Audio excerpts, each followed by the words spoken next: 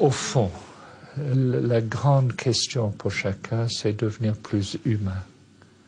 Et plus humain, c'est la relation avec son corps, avec son être, mais aussi d'utiliser ses dons pour faire des choses.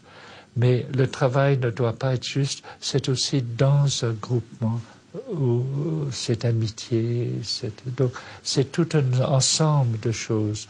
Ils découvrent qui ils sont, ils travaillent tous beaucoup pour Yves Saint Laurent, et puis quand ils voient toutes ces dames en Yves Saint Laurent, c'est eux qui ont travaillé pour Yves Saint Laurent. Donc ça les ouvre aussi au monde, enfin il y a une réalisation, ils voient qui font des belles choses, et ça c'est la réalisation qui font partie d'un monde qui fait des belles choses, et on peut faire des belles choses, et qu'on peut travailler ensemble aussi. Aujourd'hui, Jean Vanier rend visite à Marco, qui vit dans la communauté depuis près de 40 ans. Marco, j'ai besoin de quelque chose. Jean Vanier ne dirige plus large depuis 1981, mais vit toujours à Trolly et reste proche de chacun.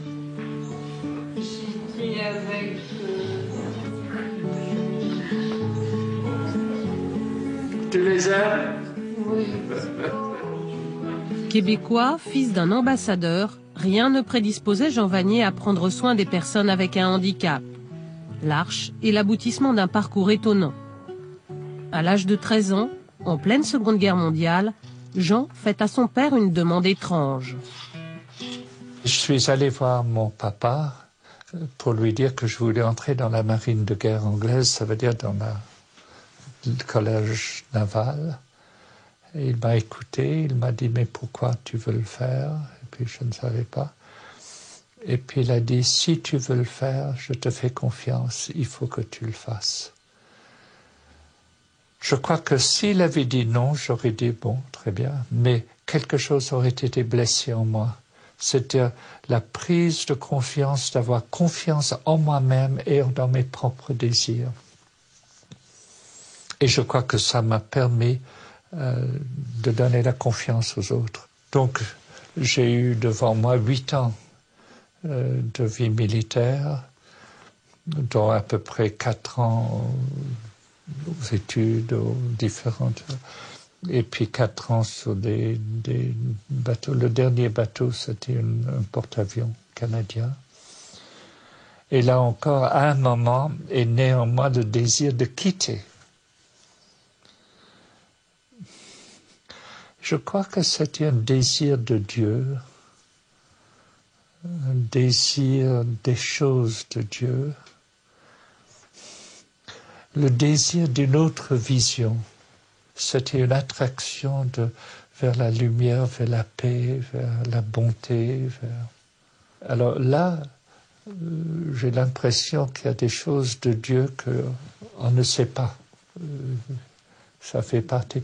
Comme s'il fallait que je quitte ma famille, comme s'il fallait que j'entre dans la marine, comme s'il fallait que mon corps soit formé. Lorsqu'il quitte la marine, Jean a 21 ans. Il cherche sa voie. À Paris, sa mère lui présente un prêtre, le père Thomas Philippe. Une rencontre décisive. Il devient son père spirituel. Il ne le quittera plus. Jean Vanier commence alors des études de philosophie. Des années plus tard, un doctorat en poche, il rejoint le père Thomas Philippe à Trolly. Celui-ci est aumônier d'un centre d'accueil pour handicapés. Jean commence alors à s'intéresser à un milieu qui lui est totalement étranger. Quand j'ai découvert aussi le monde des personnes avec un handicap, qui dans les années 60, c'était épouvantable. À l'hôpital psychiatrique de Clermont que j'ai visité, à cette époque-là, il y avait 4500 malades, dont 2000 chroniques, avec 1000, ce qu'on appelait à l'époque schizophrènes chroniques, et 1000 personnes avec un handicap chronique.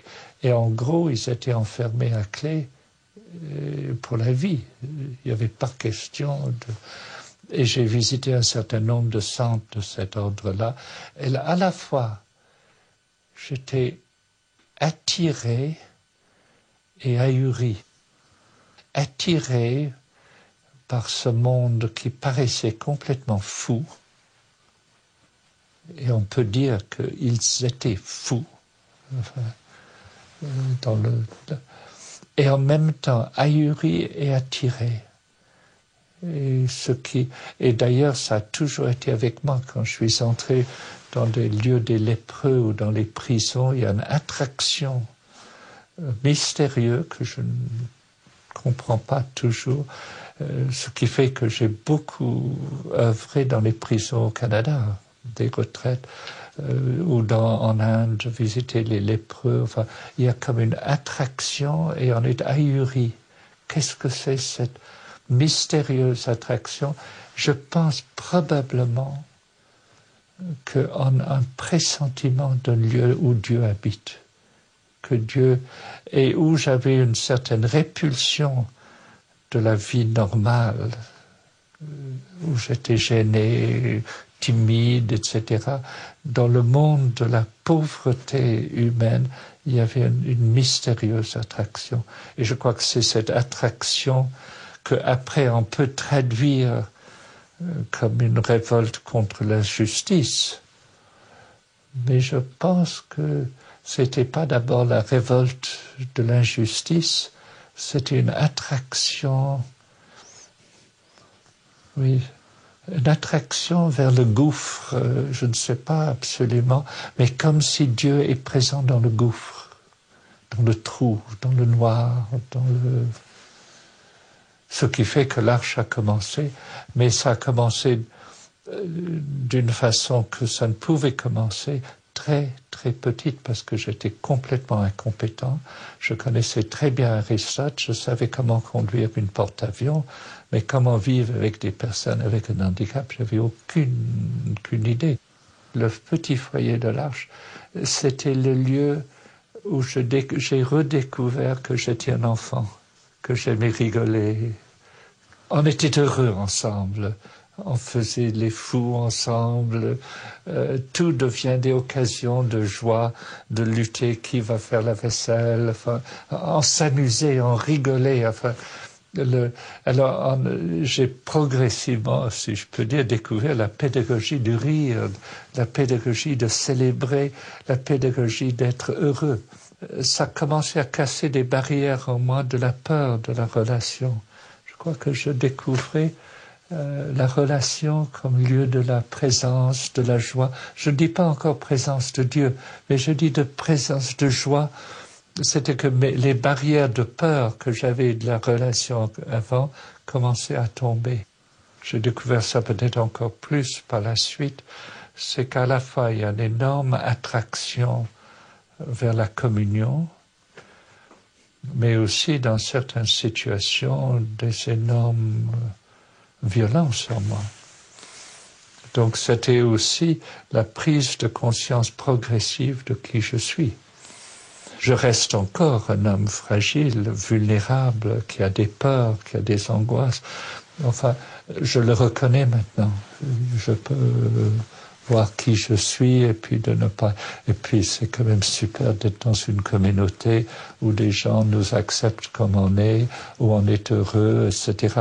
Mais c'est vrai que c'est l'antipode du succès. L'Arche, c'est simplement un groupe de gens fous qui vouent avec quelques autres fous et on est heureux et on chante ensemble. Enfin, alors ça n'a pas de sens sur le plan humain.